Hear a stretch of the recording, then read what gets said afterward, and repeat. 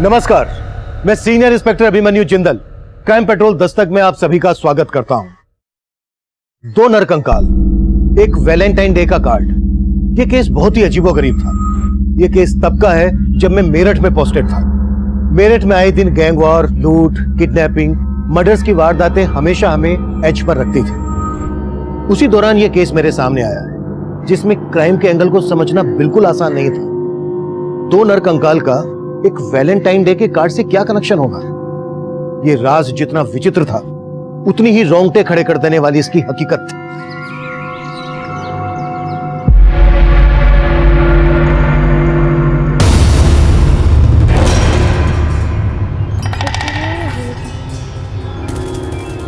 क्या हुआ माँ? कुछ नहीं, तुम लोग पढ़ाई करो। हाँ माँ, हमारी गर्मियों की छुट्टियाँ आने वाली है, आप हमें बाबूजी के पास शहर लेके जाओगे? नहीं बेटा, इस बार हम लोग नहीं जा पाएंगे। हाँ? पर क्यों नहीं माँ? आपने तो बोला था कि हम बाबूजी से मिलने शहर जाएंगे। अरे काहे झूठा दिलासा दे रही हो इन बच्चे को? पता काहे नहीं देते कि इनका बाबा वापस नहीं आने वाला? जीजी, आपको जो कुछ भी कहना है हमसे कहिए। काहे बच्चों के दिमाग में उल्टा सीधा भर रहे हैं? अरे तुमको तो कछु कहना ही बेकार है। जाने वाला तो चला गया और तुम सबका बोझ हमरे मत्थे मर गया। खिलाओ पिलाओ भी, ऊपर से पढ़ाई लिखाई का खर्चा भी। सुन लो तुम लोग, अब से तुम दोनों में से कोई स्कूल नहीं जाएगा।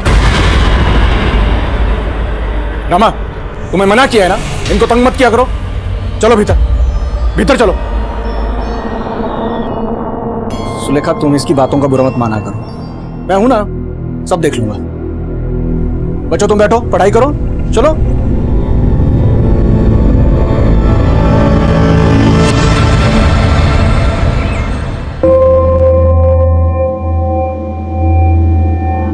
अब तुम्हारी बारी। अच्छा, तो इसलिए मुझे मार्केट भेज रहे थे ताकि इस नौकरानी के साथ रंगरलियां मना सको। कमरा साफ करने के लिए आई थी। सब समझती हूँ मैं। और तू चल निकल मेरे घर से, निकल।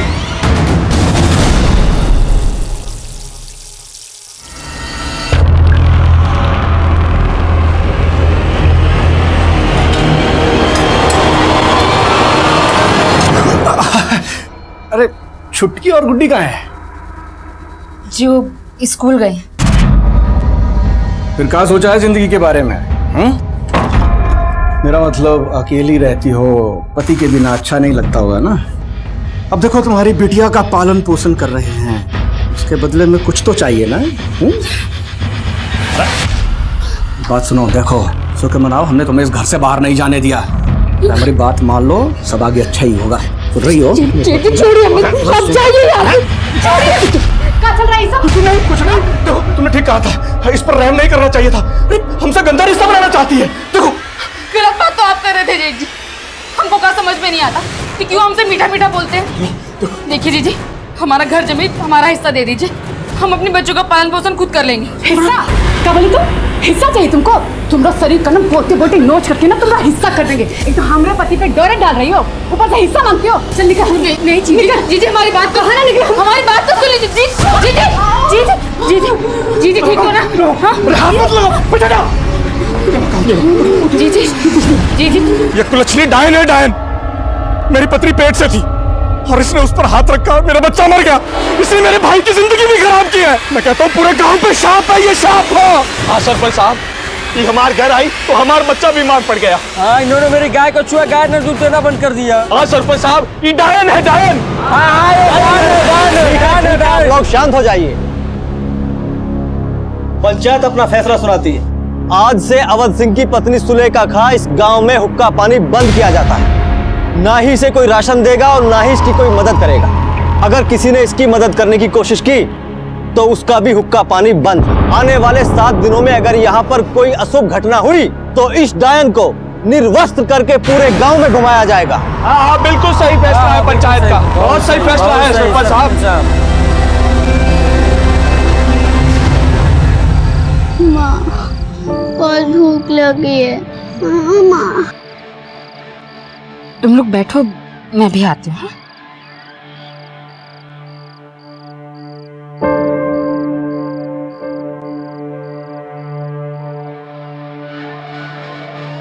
ये लो गुड़ का पानी, तुम दोनों थोड़ा थोड़ा पी लो। हाँ लो। माँ गुड़ का पानी नहीं, दाल भात। हाँ माँ। कहाँ से लाऊं तुम लोगों के लिए दाल भात?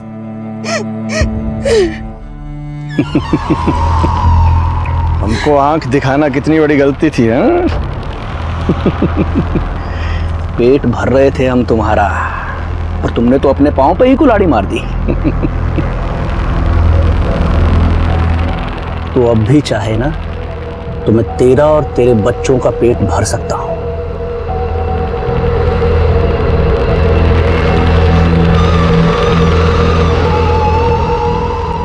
गुड्डी छुटकी, ये लो और अंदर जाओ। जाओ।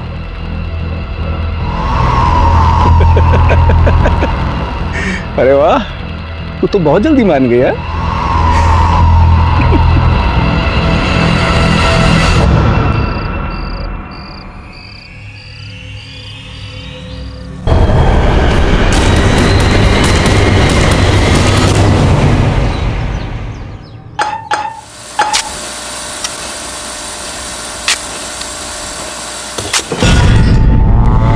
ठेकेदार साहब, क्या हुआ? ये देखिए हड्डी। एक काम करो, पूरा खोदो।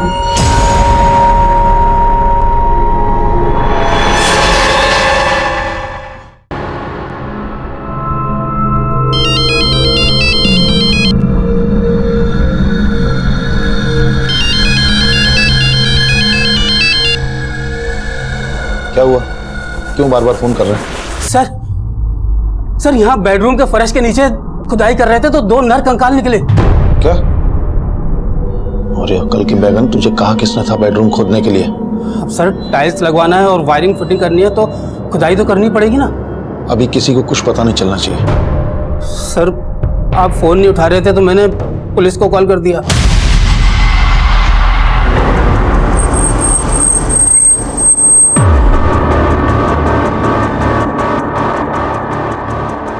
अंदर क्या हुआ है हमें जानना है। सर प्लीज बात करने दीजिए सर। रास्ता सर, को बाहर बुलाइए, हमें एक बार बात करनी है sir. Please sir please excuse me. No question, बताइए नो कि क्वेश्चन, प्लीज आंसर दीजिए। नहीं सर।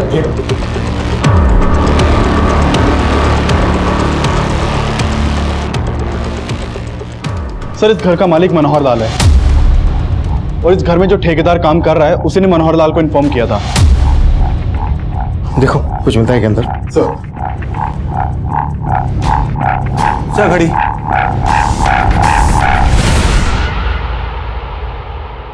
चौदह तारीख। सर ये देखिए, ये खाली गिफ्ट रैपर मिला है। इस रैपर पर हैप्पी वैलेंटाइन डे लिखा है। घड़ी में है 14 तारीख, मतलब घड़ी 14 तारीख को बंद हुई। इसका मतलब यह है कि ये कंकाल किसी कपल के होंगे। शायद इन्हें 14 फरवरी वैलेंटाइन डे के दिन दफनाया गया होगा। सर सच में हमें कुछ नहीं पता कंकालों के बारे में। सर 2 साल से इस घर में रह रहे हैं हम, तो सोचा रिनोवेट करवा देते हैं। उनको क्या मालूम था कि कंकाल निकल आएंगे यहाँ पे। और कौन कौन रहता है इस घर में? अकेले रहते हैं हम।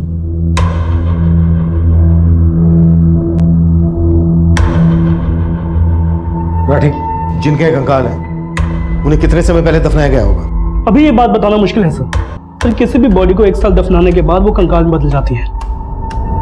Thank you. राना, इस मनोहर लाल की कुंडली निकालो।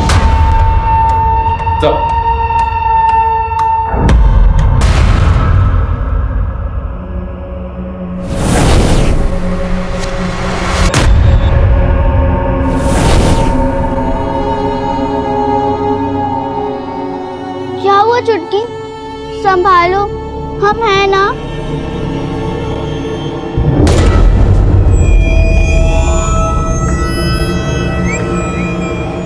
सर इस मकान की खुदाई में हमें 2 तरह के कंक्रीट मिले। एक जो इस मकान की कंस्ट्रक्शन के टाइम पे यूज हुआ और एक उसके बाद का। मतलब ये हत्याएं इस मकान के कंस्ट्रक्शन के बाद हुई हैं, जब ये मकान बन चुका है। Yes sir. उसके बाद बेडरूम में गड्ढा खोदकर इन लाशों को दफना दिया गया, और उसके बाद कंक्रीट और टाइल से उसको कवर कर दिया गया। शर्मा, पता करो ये मकान कब बना था। कंकाल के साथ जो हमें हैप्पी वैलेंटाइन डे लिखा हुआ रैपर मिला है, और 14 तारीख को बंद हुई घड़ी मिली है।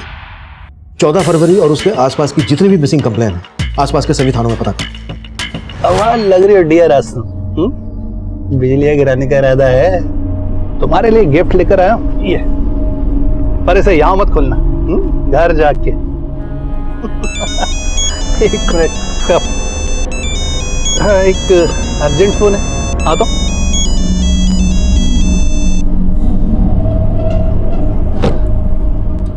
हाँ डियर बोलो। पहले तुम बताओ कि तुम किस डियर के साथ हो। क्या बात कर रही हो तुम? अरे जरूरी मीटिंग में हूँ भाई। अच्छा, और मैं तुम्हारे ऑफिस में तुम्हारे मैनेजर के सामने खड़ी हूँ। अब तुम मुझे बताओ कि तुम्हारी किस लड़की के साथ मीटिंग चल रही है। कैसी? वो क्या? अगर 15 मिनट में तुम घर नहीं पहुँचे तो वहीं आकर तुम्हें और उस लड़की को जान से मार डालूंगी, समझे? अरे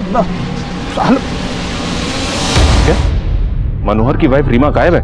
हाँ सर, 1.5 साल पहले तक तो रीमा का मनोहर जी के साथ ही रहती थी, पर अचानक फिर वो गायब हो गई। और जब भी हम मनोहर जी से इस बारे में पूछते थे तो वो टाल देते थे। क्या वजह हो सकती है? मनोहर का और उसकी बीवी का आपस में कोई झगड़ा? सर, दोनों में लड़ाई झगड़ा तो बहुत होता है। एक बार मैंने खुद उनको लड़ते हुए देखा था। सर, मैंने रीमा को बोला भी था कि वो जाके पुलिस में शिकायत कर दे, पर उसने मेरी सुनी नहीं। फिर उसके 1 हफ्ता बाद से वो दिखी नहीं, और उसके जाने के बाद ही उसके घर में एक औरत का आना जाना शुरू हो गया। कौन थी वो औरत? शायद उसके ऑफिस की होगी। गुड्डी, ये फल है ना, वो सुंदर अंकल को देके आना और उनसे 175 रुपए लेके आना। ठीक है काकी, चल।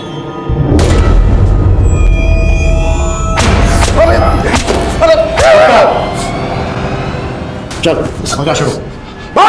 सर, जरूर आपके किसी ने कान भरे हैं सर। हमने अपनी बीवी को मारा ही नहीं है सर, वो खुद हमें छोड़ के चली गई। आजकल कहाँ है रीमा? सर, हमको मालूम नहीं सर। तेरी पूरी पोल पट्टी खुल गई है। धोखा दे रहा था ना अपनी बीवी को? सर, आप जिस औरत की बात कर रहे हैं वो हमारी कलीग थी सर, मीनाक्षी। हम और वो अच्छे दोस्त हैं सर। धोखा तो हमारी बीवी ने हमको दिया है सर। हमारे ऑफिस में एक हमारे जूनियर रोहन के साथ उसका चक्कर चल रहा था सर।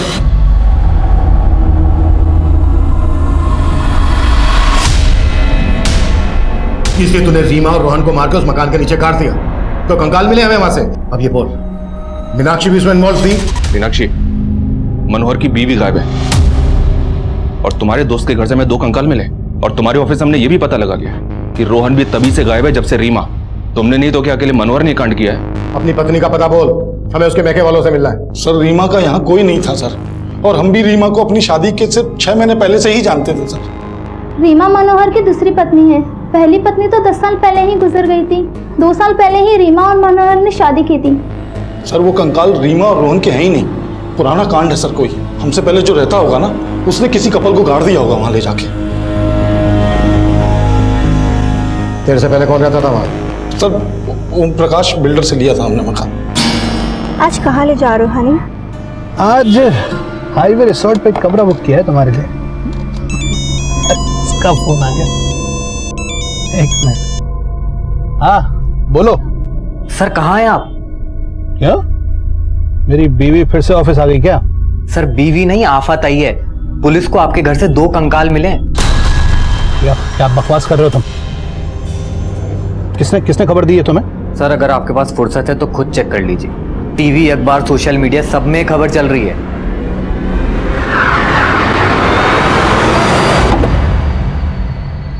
रुक, पैसे लेके आता हूं।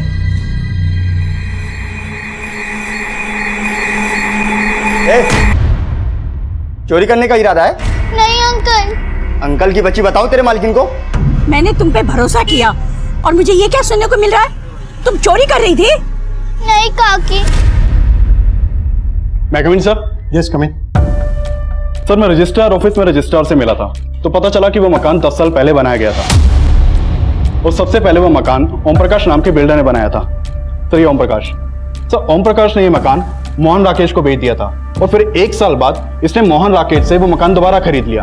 और सर, ओम प्रकाश ने कुछ महीने बाद वो मकान वापस बेच दिया मनोहर लाल को। और सर, गौर करने वाली बात यह है कि ओम प्रकाश ने रीसेल में जिस दाम पे ये मकान खरीदा था उससे कम में उसे बेचा। एक बिल्डर अपने ही बनाए हुए मकान को कम कीमत पर क्यों बेचे?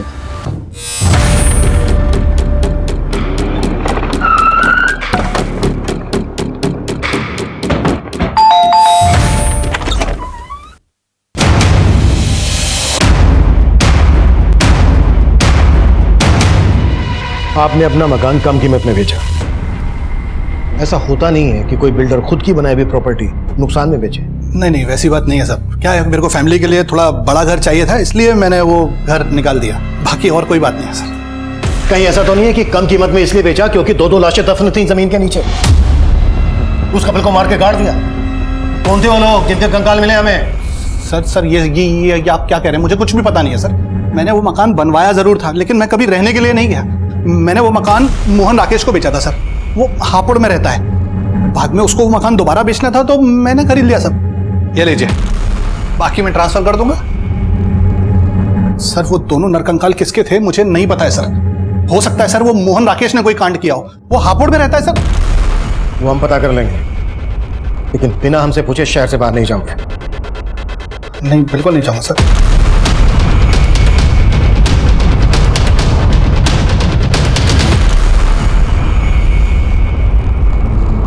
अच्छे से छिलना और छोटा छोटा काटना, ध्यान से, जल्दी कर।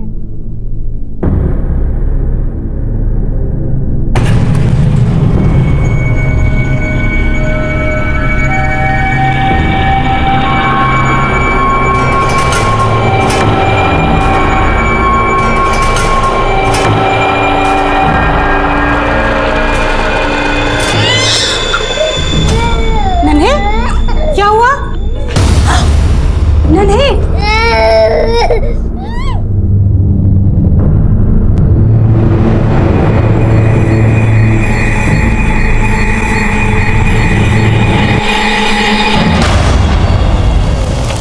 सर वो घर मैंने 2010 में खरीदा था, फिर मेरा मुंबई में ट्रांसफर हो गया। उसके बाद 2015 में मैं रिटायर हो गया। प्रॉपर्टी का कुछ फायदा नहीं था, इसलिए घर बेचने की सोचा मैंने। बिल्डर ओम प्रकाश को पता चला तो उसने वो घर खरीद लिया मुझसे। तब से लेके आज तक मैं अपने बेटे के साथ हापुड़ में रह रहा हूँ। कहीं ऐसा तो नहीं है कि पहले 2 लाशें दफन कर दी और उसके बाद घर बेच दिया? नहीं सर, कुछ समय के लिए मैंने वो घर किराए पर दिया था एक रिटायर आर्मी वाले को। चंदन सिंह नाम था उसका। आप घर की बिल्कुल फिक्र ना करें, अपने घर की तरह हिफाजत करूंगा। 1 साल तक चंदन किराया बराबर भेजता रहा। उसके बाद अचानक उसने पैसे भेजना बंद कर दिया। मैंने उसे बहुत कॉल किया, लेकिन उसने मेरे एक कॉल का भी जवाब नहीं दिया सर। फिर मजबूर होकर 2-3 महीने के बाद मैं उसे मिलने गया तो घर में ताला लगा हुआ था और चंदन का भी कहीं अता पता नहीं था। चंदन सिंह का फोन नंबर और कहाँ का रहने वाला था ये? हाँ, लगभग 1 साल रहा मैं उस घर में और फिर मुझे छोड़ना पड़ा क्योंकि किराया बहुत ज्यादा था। 12 महीने का किराया तो मैंने एडवांस में दिया था। आप चाहें तो मेरे बैंक अकाउंट के स्टेटमेंट से चेक कर सकते हैं। राकेश लेकिन झूठ बोल रहा है कि मैंने उसे बिना बताए मकान खाली किया। ठीक है। चंदन का कहना है कि मोहन राकेश झूठ बोल रहा है। चंदन और मोहन राकेश दोनों की हिस्ट्री निकालो और पता करो कि इनकी पहचान में या परिवार में कोई कपल मिसिंग है क्या। मैं चेक कर रहा हूँ सर, पर इंक्वायरी में एक बात और पता चली है सर। इस ओम प्रकाश की एक बेटी है जो कई सालों से दिखी नहीं है। लोगों का कहना है कि ओम प्रकाश और उसकी बीवी तो ये बोलते हैं कि ये यूएस में सेटल्ड है। ये उसकी बेटी है सर। ठीक है, रीमा और रोहन के साथ साथ ओम प्रकाश की इस बेटी के बारे में पता करो कि वाकई में यूएस में है क्या फिर इसमें कोई ऑनर किलिंग का एंगल है। Okay sir. अरे अब तो मैं घर से बाहर भी नहीं जाता। अब किस बात की टेंशन ले रही हो? टेंशन तो मेरी जिंदगी में उसी दिन घर कर गई थी जिस दिन तुमसे मेरी शादी हुई थी। ये टेंशन मरने के बाद भी मेरा पीछा नहीं छोड़ने वाली।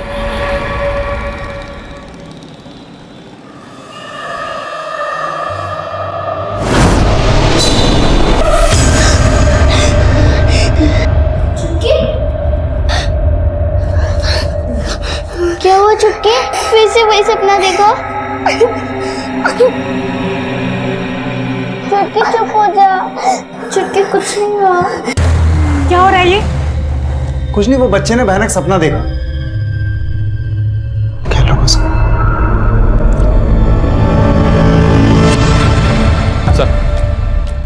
सर मैंने पता किया, ओम प्रकाश की बेटी वाकई में यूएस में सेटल्ड है। लेकिन सर एक मिसिंग कपल मिला है जिसका कनेक्शन ओम प्रकाश के साथ है। इस ओम प्रकाश ने एक बार नगर पालिका के एग्जीक्यूटिव इंजीनियर को जान से मारने की धमकी दी थी। ये देखिए सर, ये वो इंजीनियर है, इसका नाम प्रताप है। इसने एफआईआर भी करवाई थी, लेकिन एफआईआर के चंद दिनों बाद ही प्रताप और उसकी पत्नी प्रीति दोनों लापता हो गए और उस केस का प्राइम सस्पेक्ट ये ओम प्रकाश ही था।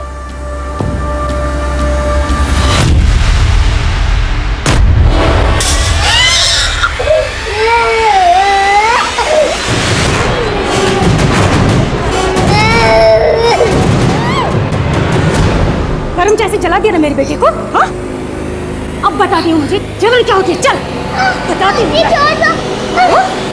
हाँ, जलाया ना मेरे बेटे को, जलाया ना। अब देख क्या करती है। मेरी बहन को मारेगी तू? भाग चुटकी, जल्दी कर। रुक बुढ़ी, रुक। तू जानबूझ के टकराया था ना मुझसे, सच में जला दूं? देखो, अगर नन्ही के साथ कुछ किया ना तो मैं तुम दोनों को अंदर करवा दूंगी।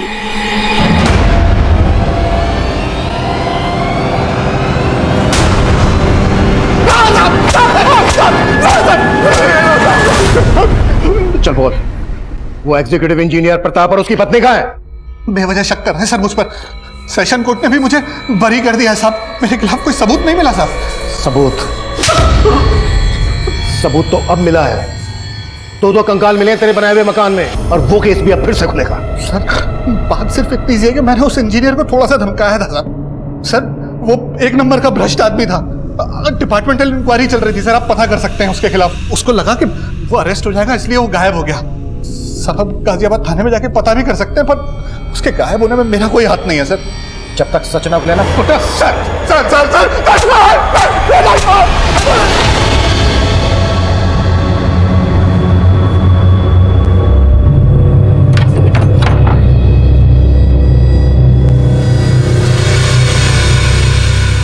नन्हे बेटा, क्या हुआ बेटा? हाँ नन्हे, क्या हुआ बेटा? लक्ष्मी, लक्ष्मी, लक्ष्मी, लक्ष्मी, क्या है ये सब? तुम्हारे करतूतों की वजह से उन लड़कियों ने मुझसे और नन्हे से बदला लिया।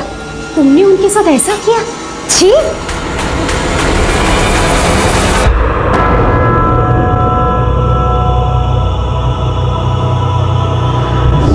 ए, रुको!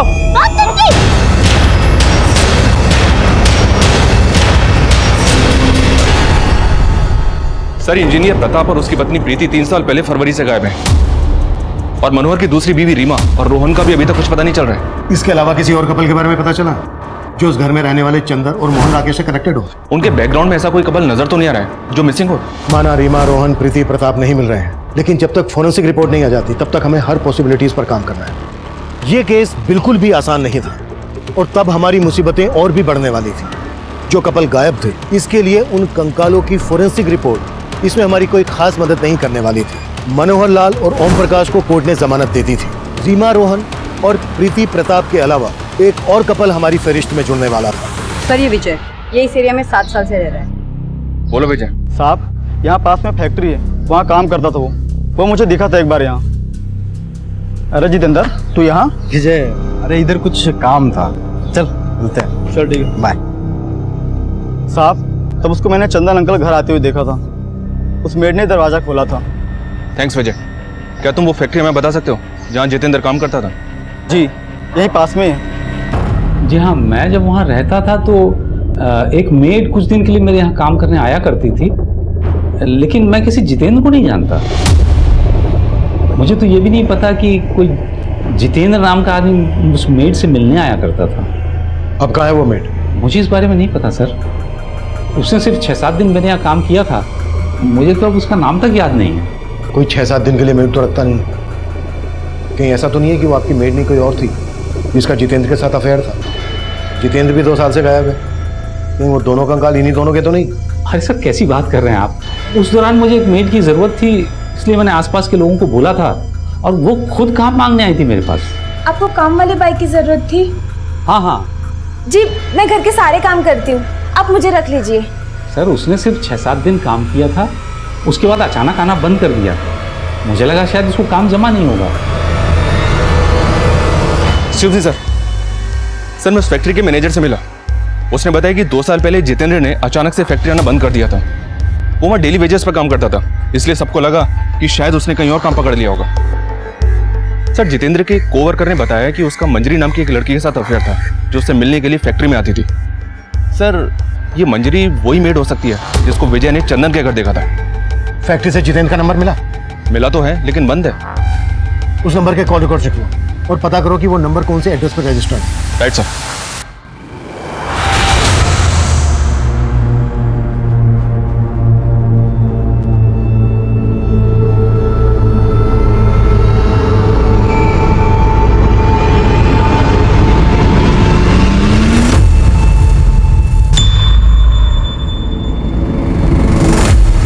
मैं कम सर? यस कम इन। सर जितेंद्र का नंबर पिछले 2 साल से बंद है। उसके मोबाइल सर्विस प्रोवाइडर से उसका फोटो भी मिला है। ये नंबर मथुरा के एड्रेस पर रजिस्टर्ड था।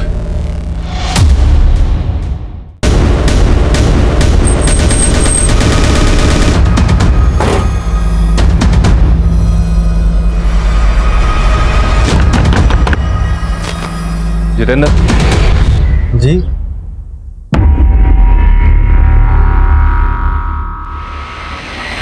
हाँ साहब, मैंने ही चंदन अंकल के यहाँ काम किया था। तुम्हारा नाम? जी मंजरी। तुम मेरठ में कहाँ रहती थी? जी वो संगम नगर है ना, बस वहीं पे। जितेंद्र, तुम्हारा मोबाइल पिछले 2 साल से बंद है। यूं अचानक से मेरठ से मथुरा? सर मैं मंजरी से शादी करना चाहता था, लेकिन वहाँ रहने तक का ठिकाना नहीं था, तो इसलिए हमने सोचा गांव आकर खेतीबाड़ी करेंगे, इसीलिए वो फ़ोन बंद कर दिया साहब। लेकिन आप ये क्यों पूछ रहे साहब? दरअसल मंजरी जिस घर में काम करती थी उस घर में हमें 2 कंकाल, हम ये पता लगाने की कोशिश कर रहे हैं कि वहां किस कपल का मर्डर हुआ था। अच्छा मंजरी, जब तुम उस घर में काम कर रही थी कभी तुमने कुछ ऐसा देखा जो तुम्हें अजीब लगा? कभी ऐसा महसूस किया तुमने?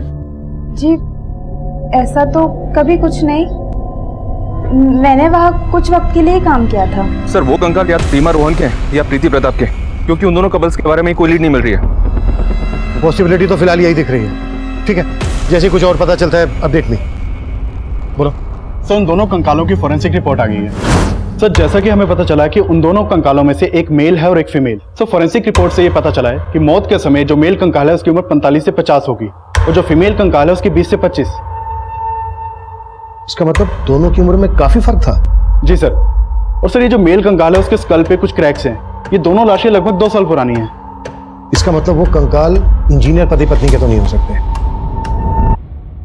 मनोहर की पत्नी उम्र में मनोहर से काफी छोटी थी और मनोहर का कलीग रोहन अब से 2 साल पहले लगभग 45 साल का था। इसका मतलब वो कपल रोहन और रीमा हो सकते हैं।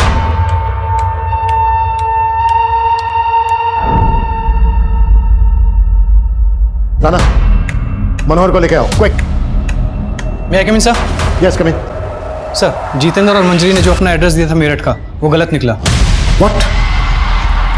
मंजरी और जितेंद्र ने गलत एड्रेस दिया था?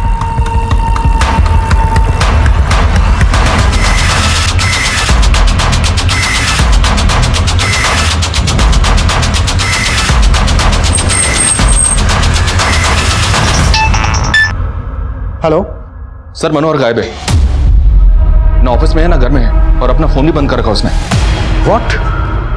मंजरी और जितेंद्र भी गायब है? हाँ सर, पड़ोसी ने सुबह उन्हें बैगेज के साथ जाते हुए देखा है। उन दोनों के करंट फोन नंबर्स भी बंद हैं। इनकी एक डिटेल चाहिए मुझे। पता करो कि मनोहर के साथ इनका क्या कनेक्शन है। Okay sir. माना मंजरी और जितेंद्र की टेंशन हम पहले नहीं समझ पाए, लेकिन ये मनोहर हमारी नाक के नीचे से कैसे गायब हो गया? कैसे भी करके मनोहर मुझे अंदर चाहिए, कहीं से भी खोद के निकालो उसे, लेकिन जल्दी। सर मंजरी और जितेंद्र को पहले हम विक्टिम मान रहे थे, लेकिन ये तो खिलाड़ी निकले। मंजरी चंदन के यहां पर मेट थी। हो सकता है मंजरी ने जितेंद्र के साथ मिलकर चंदन के एब्सेंस में एक कांड किया हो। आई फील मनोहर का इन दोनों के साथ कनेक्शन होगा। इन सब के पिछले 2 साल पुराने कॉल रिकॉर्ड्स निकलवाओ जल्दी। सर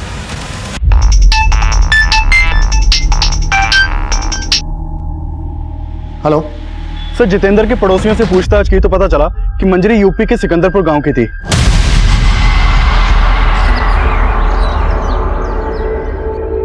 मंजरी को यहाँ गांव में पहले गुड्डी बुलाते थे। उसकी एक छोटी बहन चुटकी भी थी, उसका नाम पलक था।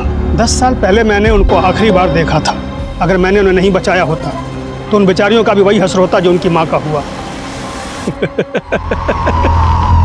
अरे वाह, तू तो बहुत जल्दी मान गया। वो हमारा सिर्फ दाना पानी बंद करवा सकता है। अपनी वासना की भूख नहीं मिटा सकता, समझो? जिंदा नहीं छोड़ोगे।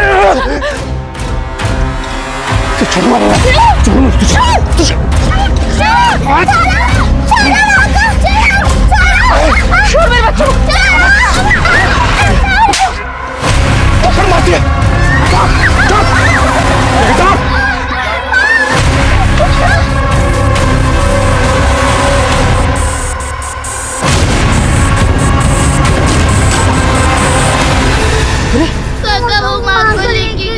चिंता मत करो, मैं हूं ना, मैं हूं तुम्हारे साथ। चलो आ जाओ, आ जाओ, चलो।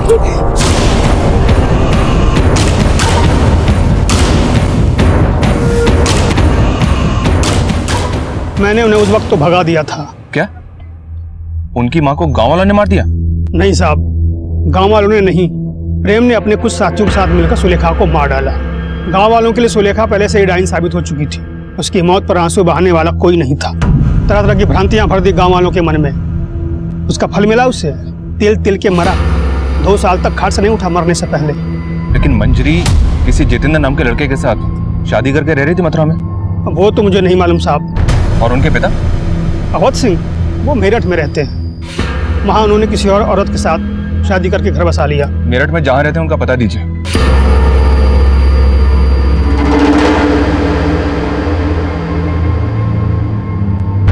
अपनी माँ की हत्या के बाद वो शहर चली आई थी। उन्हें तो ये भी नहीं मालूम था कि मैं यहाँ रहता था। उनके पास मेरा एक फोटो था बस। फिर एक फल बेचने वाली औरत की मदद से उन्होंने मेरा पता लगा लिया। ये मेरी सेकंड वाइफ है, लक्ष्मी। मैंने इन्हें भी नहीं बताया था कि मैं पहले से शादीशुदा था। मैं उन दोनों को घर में नौकरानी बना कर ले आया था और वो ये बर्दाश्त नहीं कर पाए कि उनकी माँ का हक मैंने लक्ष्मी को दिया और उनका हक नन्हे को। फिर एक दिन गुस्से में उन्होंने लक्ष्मी को सब कुछ बता दिया। दरवाजा खोल। तुम ही हो कारण जिसके वजह से हमारे बाबूजी ने हमारी माँ को छोड़ा था। क्या? ये क्या कह रही हो तुम? हाँ, वो सिर्फ नन्हे के नहीं, वो हमारे भी बाबूजी है। और तुम हमें नौकरों की तरह मारती हो, लेकिन अब नहीं सहेंगे हम। अब हम नन्हे को मारेंगे। प्लीज मेरी बात सुन। इसमें नन्हे की क्या गलती है? मैं तो खुद भी नहीं जानती थी कि वो तुम्हारे भी बाबूजी है। प्लीज बेटा, नन्हे के साथ कुछ मत करना। वो दोनों पिघल गई थी। कसूर उनका नहीं, इनका था। मैंने तो फिर भी इनको माफ कर दिया, लेकिन वो शायद कभी इनको नहीं माफ करेंगे। इस वक्त कहाँ हैं दोनों बहनें? सर वो तो उसी दिन चली गई थी और उसके बाद लौट के घर वापस नहीं आई। कहीं ऐसा तो नहीं है कि आप जानते हैं मंजरी कहाँ है और जानबूझकर हमें नहीं बता रहे हैं? सर हमें कुछ नहीं पता। हम सच में आपसे कुछ नहीं छुपा रहे। सर उस फ्रूट बेचने वाली को गुजरे भी सालों हो चुके हैं जब पलक और मंजरी काम करती थी। ना तो जितेंद्र का कुछ पता चल रहा है और ना ही मनोहर के बारे में कोई लीड मिल रही है। मैं coming sir? Yes coming. Sir Manjari 2 साल से जितेंद्र के साथ जहाँ रह रही थी वहाँ कभी किसी ने पलक को नहीं देखा। और जितेंद्र के पड़ोसियों को तो ये तक पता नहीं कि मंजरी की कोई छोटी बहन भी है। इसका मतलब मंजरी के साथ साथ उसकी छोटी बहन पलक भी 2 साल से गायब है। गायब तो मनोहर भी है सर, और उससे हमें उसकी पत्नी रीमा के बैकग्राउंड का पता नहीं चला। तुम कहना चाह रहे हो कि पलक ही रीमा है और पलक नाम बदलकर मनोहर की जिंदगी में आई। इसी वजह से जितेंद्र और मंजरी के साथ साथ मनोहर भी गायब है। अब तक जो बातें सामने आई हैं उससे तो यही लगता है कि मंजरी अपनी छोटी बहन पलक को लेकर बहुत प्रोटेक्टिव थी। अगर पलक का मर्डर हुआ है तो फिर मंजरी भागी क्यों? क्या मंजरी भी अपनी छोटी बहन पलक के मर्डर में इन्वॉल्व है? सर हमने मनोहर, चंदन, जितेंद्र और मंजरी के 2 साल पुराने कॉल रिकॉर्ड्स निकाले। मनोहर का जितेंद्र और मंजरी के साथ तो कोई कनेक्शन नहीं मिला है, लेकिन चंदन, जितेंद्र और मंजरी के कॉल रिकॉर्ड्स में एक कॉमन नंबर मिला है। वो नंबर किसी सोनलाल का है। ये सोनलाल है सर, और इसका फोन भी 2 साल से बंद है। सर मंजरी के ऊपर कोसी हाईवे के पास रुद्रनगर में जानलेवा हमला हुआ है और कोसी पुलिस ने मंजरी की फोटो सारे थानों में सर्कुलेट कर दिया। सर जिस वक्त मंजरी के ऊपर हमला हुआ उसका बच्चा भी उसके साथ था। सर एक आई विटनेस ने जितेंद्र को मंजरी के ऊपर हमला करते हुए देखा था। सर मंजरी जिंदा है और उसका इलाज चल रहा है और कोसी पुलिस जितेंद्र को कोसी में सब जगह ढूंढ रही है। देख, अब अगर कुछ भी छुपाया ना तो हमारे हाथ चलेंगे। ये सोहनलाल कौन है? और ये रीमा मंजरी की छोटी बहन पलक है ना? नहीं सर, ये पलक नहीं है। सर कोसी पुलिस ने जितेंद्र को अरेस्ट कर लिया है।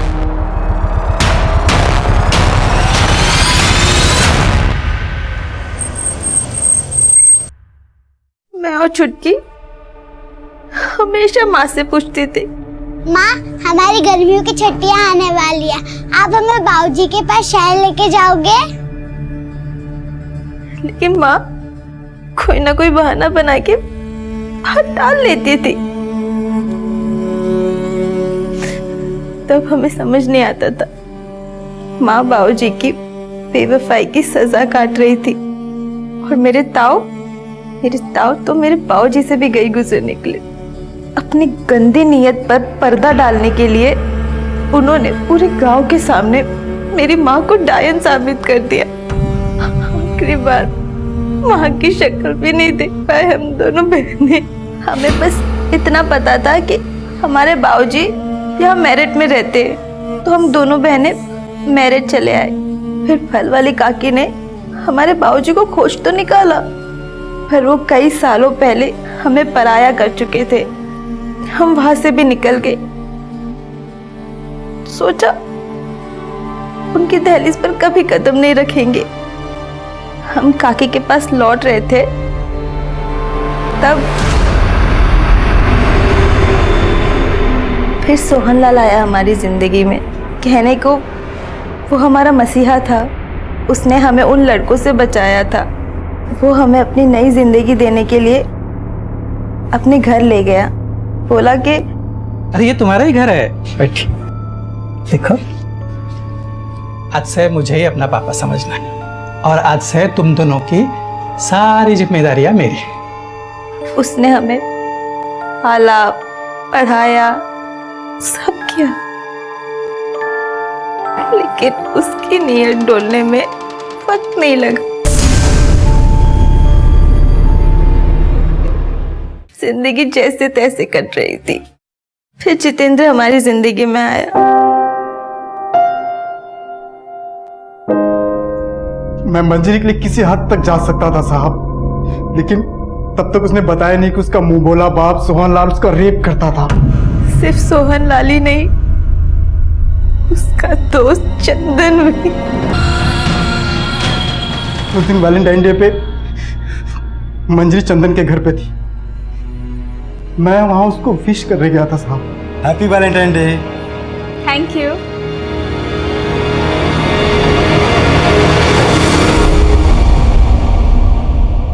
ये क्या हो रहा है मेरे घर पे? हाँ? एक और तू सारे तेरे इतनी मजाल, तू मेरे घर पे। अगर मैं उस शैतान को पहले ही मार देती तो आज मेरी चुटकी। साहब मैं बहुत घबरा गया था। जिंदा, मेरी चटकी। जितेंद्र ने मंजरी के लिए और मैंने अपने लिए लाश वहीं गाड़ने का फैसला किया।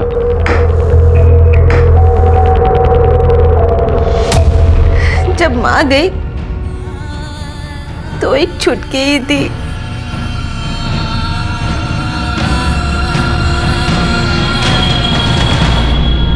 जिससे लिपट कर रो सकती थी, लेकिन अब वो चली गई है तो कोई नहीं है।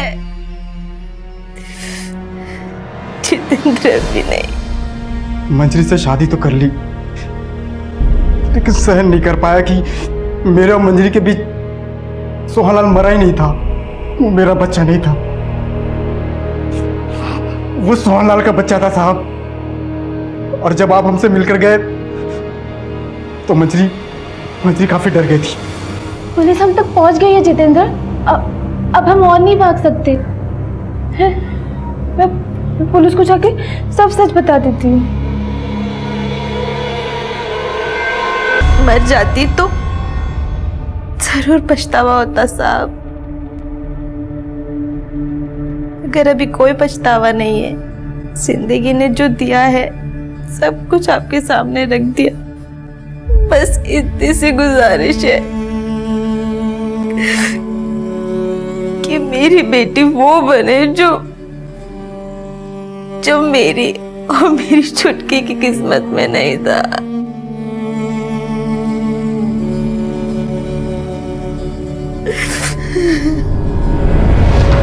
सोहनलाल एक लंबे अरसे से मंजरी के साथ रेप कर रहा था। जिस दिन से इस अन्याय की शुरुआत हुई, तभी यह अपराध अपनी दस्तक दे चुका था। अगर मंजरी पहले ही हिम्मत करके मदद मांगने हमारे पास आई होती तो शायद उसे न पलक के लिए अफसोस होता, न अपनी बेटी के भविष्य के लिए। चंदन और सोहनलाल जैसे लोगों के लिए मौत की सजा भी कम है, लेकिन इस केस की विडंबना यह है कि सोहनलाल की मौत के लिए मंजरी को सजा भुगतनी पड़ेगी। वो 2 कंकाल उस घर से मिलने के बाद हमारे सामने और भी 2 केसेस के गड़े मुर्दे खुले, रीमा रोहन और प्रीति प्रताप। इनका गायब होना आज भी रहस्य बना हुआ है। मनोहर लाल और ओम प्रकाश अब भी इन केसेस में हमारे सस्पेक्ट हैं।